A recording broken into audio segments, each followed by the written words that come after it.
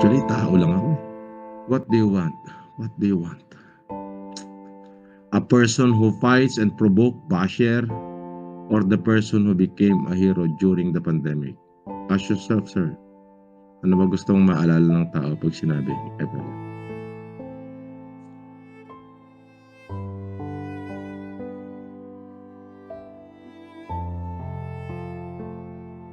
Actually, tao lang ako. Diba? Kaya naman sinasagot ko ng ganyan. Pero hindi mo ba napapansin? Ang pinakamahirap kalaban, alam mo yan, Widya? Ang pinakamahirap kalaban, sabi nga ni General Luna, ay ang ating mga sarili.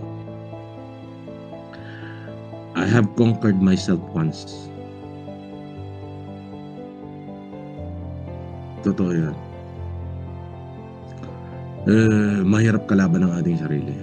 Lalo na kung minuminuto. As much as possible, I don't want to answer with a comment. Sinabi ko nga sa'yo, kung saan makarating itong mga final kong kaso, I'm going to let the rule of court prevail.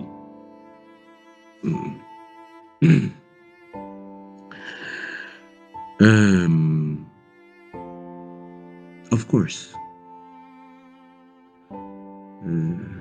I want people remember what I did. But according to some proverb,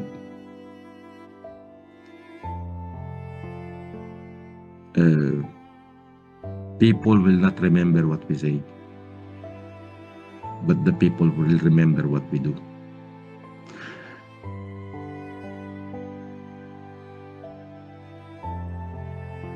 I am just trying to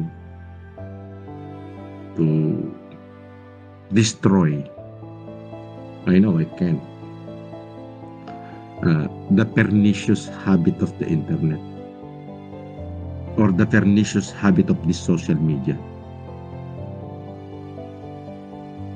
that always the basher persists, and sometimes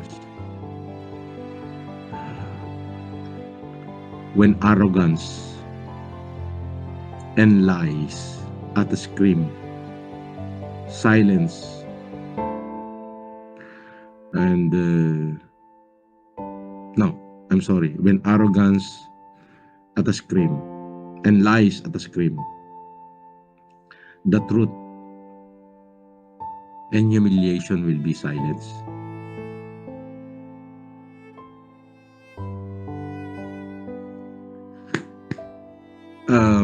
Isa ka sa mga nagbibigay sa akin ng magmula kahapon, lahat ng mga sinabi ko, actually may screenshot ako niyan. Ito, dagdag ko na to. At pinabasa ko yan.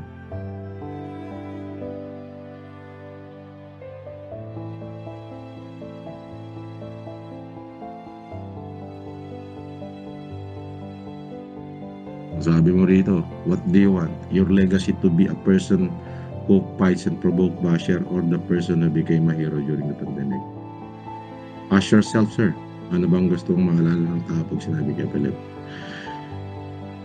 Actually, hindi ko na sila pinapatulan eh. I'll try. But tao lang po ako eh. Minsan naiinis din. Kung papansinin nyo nga, mismo si Philip Salvador, di ba?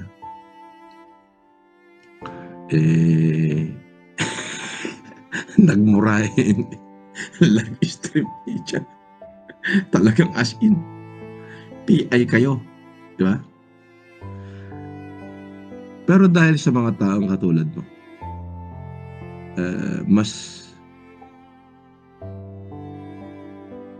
napaglalabanan ko pa yung aking sariling emosyon, at mas napipili kong mas maging mabuting tao. Dumating na sa punto, Widya, na nag-isip ako, am I going to hunt these people down, or I'm going to do it in a legal way, So I choose the right way. Kumbaga tapos na ako sa ganyan, eh. Kumbaga sabi ko nga nung naka-survive tayo ng pandemic, tapos na ako, okey na ako. Pero hindi nila ako tinigilan, eh. So bilang tao, nakakaramdam tayo, nakakaramdam ng inis, nagtatanong minsan. Pero huwag kang mag-alala, kung ano man yung magiging kahihinatnan ko sa pagdating ng panahon, sa darating na araw, kung mas lalo akong mapabuti at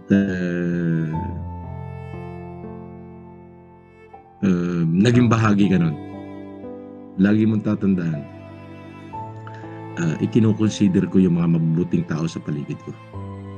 Lahat ng mga sinasabi nila, ginagawa ko yung inspirasyon at motivation para mas maging mabuting tao pa, hindi lamang sa mata ng Diyos, kundi sa mata ng tao, ng kapwa ko.